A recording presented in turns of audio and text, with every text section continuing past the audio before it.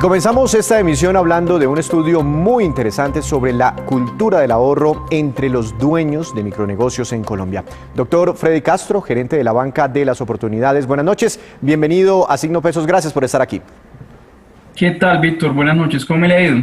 Muy bien, doctor Castro, esta encuesta, este estudio fue hecho entre qué tipo de micronegocios y en qué lugares del país.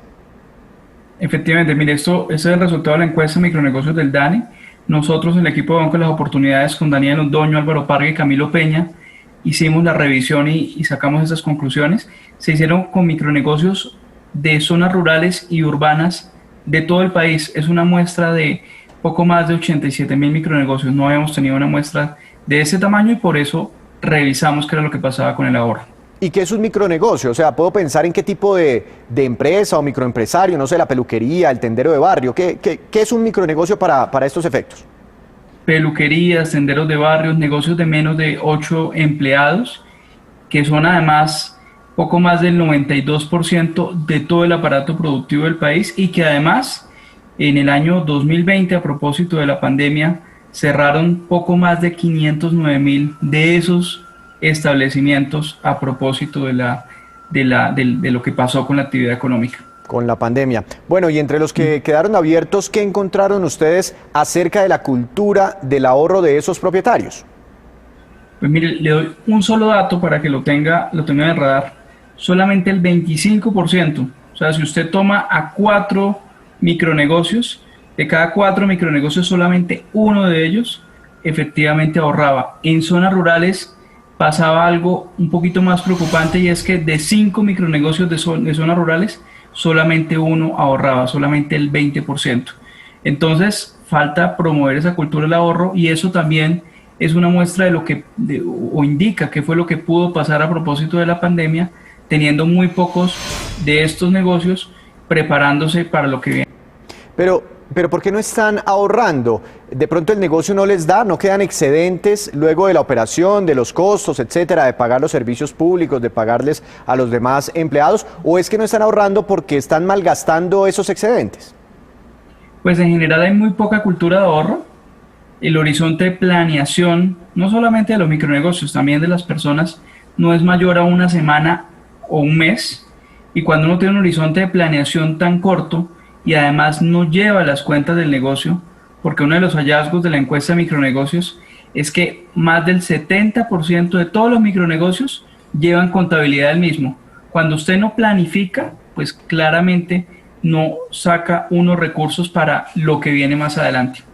Entiendo, es decir que muchos ni saben cuánto les entra al mes, cuáles son los costos, si están obteniendo pérdidas o si están obteniendo ganancias interesantes. Imagínense, y uno de los hallazgos del estudio de nosotros es que los que tienen una mayor probabilidad de ahorrar son los que tienen los que llevan contabilidad con balance general o con estado de resultados, que son una inmensa minoría. Entonces aquí un primer llamado, y es que los micronegocios y también las personas, porque buena parte de esos micronegocios son negocios unipersonales, sí, deberíamos tener claramente ese balance de lo que nos está ingresando y lo que nos estamos gastando. Es un balance básico, inclusive para nuestras finanzas personales con nuestro salario, etcétera, así no seamos microempresarios. Pero doctor Castro, los que sí logran ahorrar, ¿consiguen ahorros importantes, suficientes, grandes o son muy pequeños? No, en general el nivel de ahorro es pequeño. Por nivel de utilidades, ahí miramos ingresos y gastos, y si solamente el 25% ahorra, por nivel de utilidades pues es muy bajito y de hecho el 75% de los micronegocios utiliza esos ahorros para cubrir gastos personales o del hogar. O sea, no lo utilizan para invertir en el crecimiento de su actividad económica. Y usted acaba de decir y acaba de mencionar lo que pasaba con los salarios de nosotros. Si quiere, ahora hago una revisión en el CEP de Caracol y pregunte a las personas cuánto de su ingreso, del ingreso mensual que reciben de Caracol, se va para su fondo de pensiones o para Colpensiones. Y verá que la mayoría de las personas no tienen idea de eso. Nos falta trabajar mucho por temas de cultura financiera. Es que tengo entendido que los sistemas pensionales existen es básicamente para eso, para obligarnos a ahorrar, o si no la gente no lo hacía. Pero volviendo al tema de los micronegocios, ¿cuál es la recomendación? ¿qué porcentaje podrían, si tienen algún excedente, podrían empezar a ahorrarlo? No, la primera recomendación es principalmente, la base de cualquier actividad económica es tener claras cuáles son las cuentas. Y tener claras cuáles son las cuentas pasa por algo tan elemental como separar las cuentas del negocio con las cuentas del hogar. Si usted tiene esa división clara, usted puede dar el siguiente paso de tener su esquema contable, y sabiendo su esquema contable puede saber qué es lo que viene a futuro, y tener recursos para imprevistos es lo primero, pero no lo único, porque usted también necesita destinar una parte de esos recursos para el crecimiento de su firma. De eso se han olvidado buena parte de los micronegocios del país, y eso lo estamos viendo reflejado en todos los temas de competitividad en los que aún tenemos varios asuntos pendientes por trabajar. Los que tienen ahorros, esos micronegocios que logran ahorrar alguito, como dice usted, ¿dónde los tienen? ¿En un banco, no sé, hacen algún tipo de inversión, un CDT, los ponen a rentar esos excedentes, o qué están haciendo con esa plata? Usted me acaba de decir una pregunta que genera una respuesta preocupante. El 73% de los micronegocios que dicen que ahorran, los tienen en su casa. En su casa puede ser debajo del colchón, puede ser en una caja, lo tienen en la casa. Solamente el 20% de los micronegocios lo tienen en instituciones financieras, y el 1,6% lo tiene en cooperativas con actividad financiera o en fondos de empleados. Es decir, no los tienen rentando.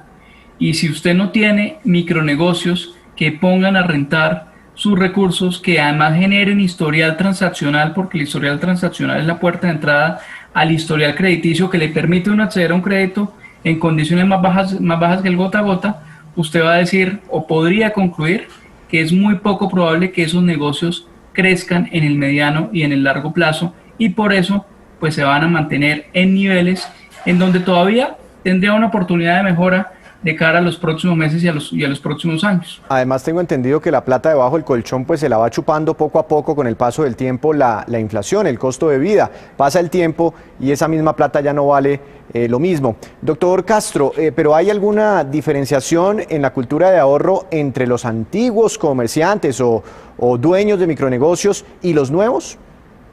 Pues hay algo bien interesante que encontramos, y es que mientras el negocio tiene una mayor antigüedad, los que tienen más de 5 años o más de 10 años, esos micronegocios tienen una mayor probabilidad de ahorrar en comparación de los micronegocios nuevos. Y no solamente de ahorrar, sino de ahorrar en mecanismos formales. Eso pasa además si uno mirara a hombres y mujeres, cuando el micronegocio es administrado por un hombre, tiene una mayor probabilidad, bueno, pese a que la mujer tiene una mayor disposición a ahorrar, los hombres tenemos una mayor disposición a ahorrar en mecanismos formales. Hay ahí como unas pequeñas diferencias en términos de ingresos, de antigüedad y de sexo del dueño del micronegocio, que nos hace pensar en que debemos definir políticas públicas orientadas al tamaño de la empresa, a la antigüedad de la misma y al sexo del dueño de dicha empresa. Pero menciona usted, hay un tema interesante, porque siempre nos han dicho que las mujeres pues tienen mejor cultura del ahorro y del manejo de las finanzas del hogar que nosotros los hombres. Cuando hablamos de microempresarios, ¿quiénes tienden a ahorrar más?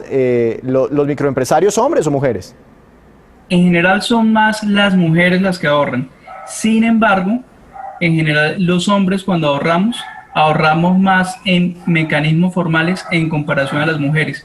Esto puede estar o podría ser explicado en desconfianza del sistema financiero, también podría estar explicado en un mayor ingreso de los hombres en comparación a las mujeres. Eso aún no lo sabemos, pero en general las mujeres ahorran más, pero los hombres ahorramos más en mecanismos formales como una institución financiera. Doctor Castro, estaremos pendientes entonces, porque tengo entendido que con toda esta data, con toda esta información, ustedes tomarán cartas en el asunto y lanzarán programas para fomentar la cultura del ahorro entre microempresarios. Volveremos a hablar. Muchas gracias por estar aquí en Signo Pesos.